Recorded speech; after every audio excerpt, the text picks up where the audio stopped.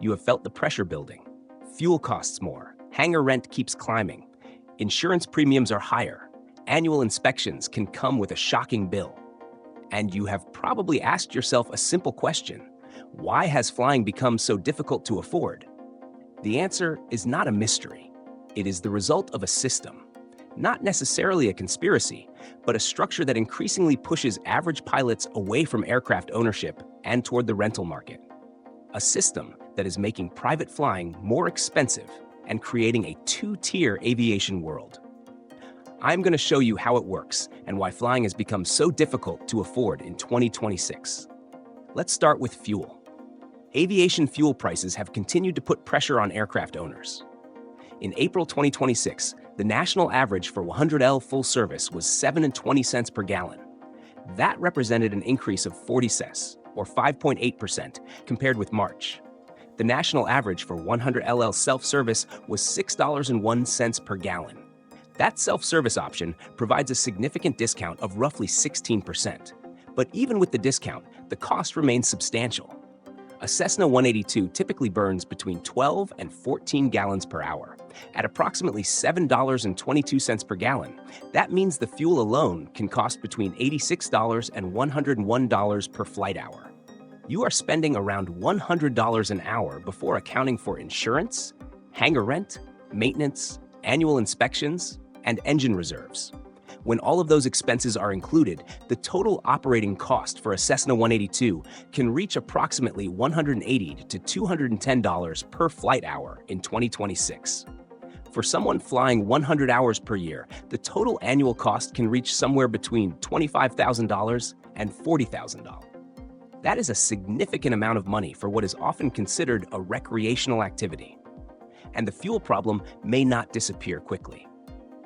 Geopolitical instability continues to influence energy markets. At the same time, the aviation industry is moving toward unleaded alternatives as the transition away from leaded avgas progresses.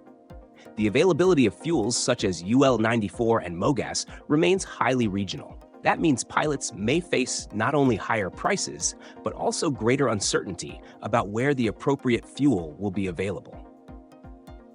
Now let's look at insurance. The general aviation insurance market is complicated.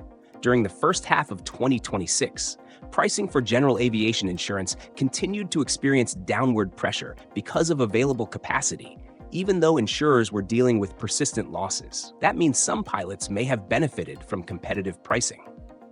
But the situation remains uncertain. Geopolitical developments, including the conflict involving Iran, have created additional uncertainty across the aviation insurance market. Major losses in the airline sector and instability in the Middle East have not yet fully translated into the general aviation segment, where insurers still have substantial capacity. But insurance companies have increasingly expressed concerns about whether current pricing levels are sustainable.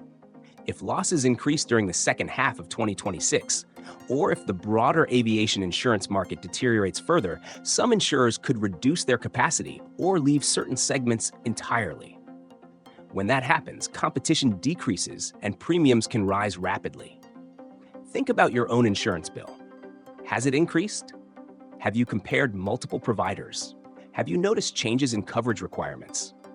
Insurance may not receive as much attention as fuel prices, but it is one of the major components of aircraft ownership costs. And unlike fuel, you cannot simply choose not to buy it and continue operating normally. Now consider pilot training. The cost of obtaining a private pilot certificate has climbed dramatically. Training can now cost approximately $11,000 to $18,000, depending on the student, aircraft, location, and flight school. The FAA requires a minimum of 40 hours of flight time under Part 61, but many students require substantially more. It is common for students to need 55 to 75 hours before they are ready for the practical test. Every additional hour adds more money to the final bill. The result is that becoming a pilot has become a significant financial commitment. Students who want to continue toward professional aviation may then face additional training costs, commercial certificates, instrument ratings, and multi-engine experience. The total investment can become enormous. At the same time, the aviation industry continues to face concerns about the pilot pipeline. Training costs can discourage potential pilots before they even begin. If people cannot afford the initial training, they never enter the system. If they cannot finance advanced training, they may never reach the professional level. This creates a difficult cycle. Aviation needs pilots, but becoming a pilot is expensive. The industry needs more trained personnel, but the cost of entering the profession can discourage the very people the industry needs.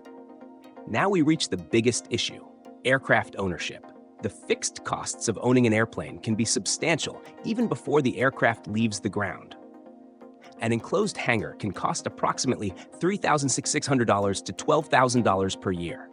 Insurance can add another $1,000 to $5,000 annually.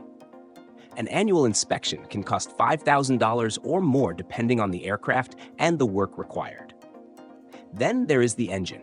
An engine overhaul can cost tens of thousands of dollars. A reserve of approximately $10,000 to $20,000 every 2,000 hours can represent a significant long-term expense. The owner has to plan for that cost even if the engine is currently running perfectly. When you combine the fixed expenses, an aircraft can cost thousands of dollars every year simply to remain available. You are paying for the hangar. You are paying for insurance. You are paying for inspections. You are reserving money for maintenance. You are paying registration and other ownership expenses. And the airplane may not move at all that month. Then come the variable costs: fuel, oil, maintenance, engine reserves, unexpected repairs. Every additional hour of flying adds to the total. For a Cessna 182, the overall annual cost of ownership can reach approximately $25,000 to $40,000 for 100 hours of flying. That works out to roughly $250 to $400 per flight hour when all ownership expenses are included. For many pilots, that changes the equation completely. The aircraft may be affordable to purchase, but expensive to own. That is where the rental market becomes attractive. Hourly rental rates for single-engine piston aircraft can generally fall somewhere between $300 and $600 per hour, depending on the aircraft, location, operator, and rental conditions. A 300 to 500 nautical mile trip in a piston single might require roughly 2 to 3.5 hours of flight time, producing a total aircraft cost of approximately $600 to $2,100 before landing fees and positioning charges. The rental model has one major advantage. You pay for the aircraft when you use it. You do not have to pay for a hangar every month. You do not have to maintain an engine reserve for an airplane sitting unused. You do not have to absorb the full cost of annual inspections. You do not have to worry about every unexpected mechanical problem. The rental operator carries many of those responsibilities. That makes renting the path of least resistance for many pilots. And this is where the larger change becomes visible. The FAA is not necessarily eliminating general aviation. The aviation system is evolving in a way that can make shared access and rental operations more attractive than individual ownership. The future could increasingly become a world where you fly without owning the aircraft. The airplane becomes a service rather than a personal asset. For some pilots, that is perfectly acceptable. They want to fly. They do not care who owns the airplane. They want access without the responsibility. For other pilots, ownership is part of the experience. They want their own airplane. They want control over maintenance. They want availability whenever they want it. They want to customize the aircraft and know exactly how it has been operated.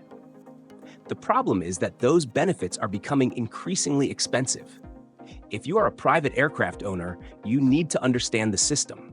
Fuel costs are high. Insurance remains volatile. Maintenance costs are increasing. Hangar space is expensive.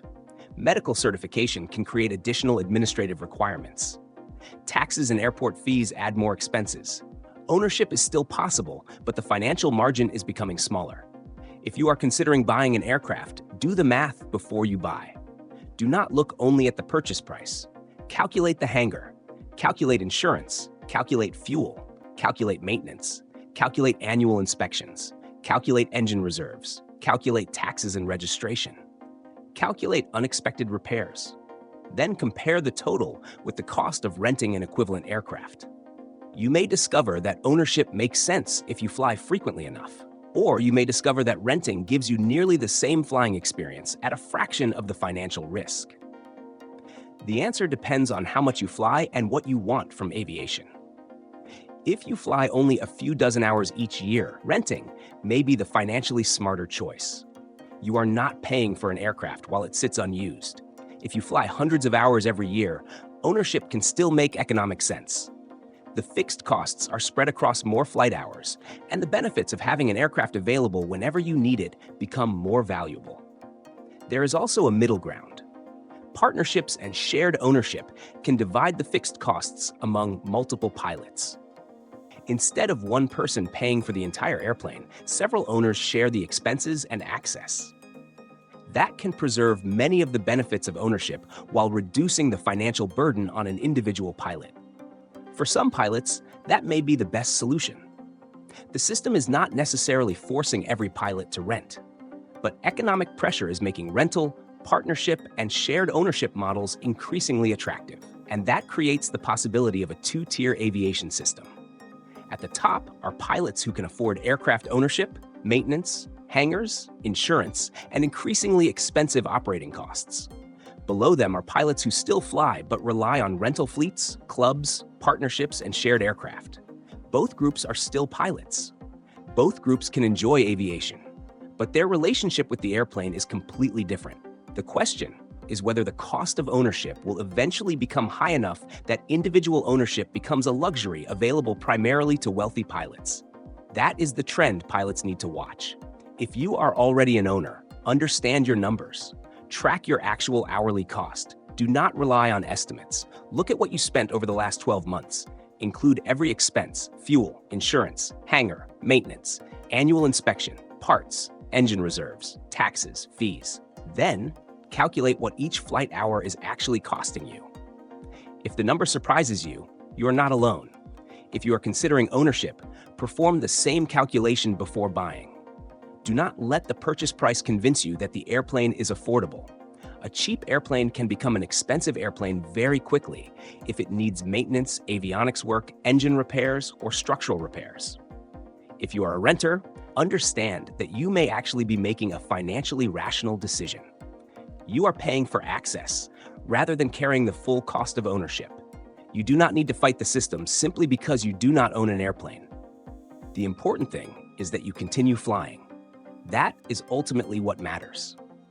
The aviation system is changing. Fuel is becoming more expensive. Insurance markets remain uncertain. Training costs are high. Aircraft ownership carries increasing financial obligations.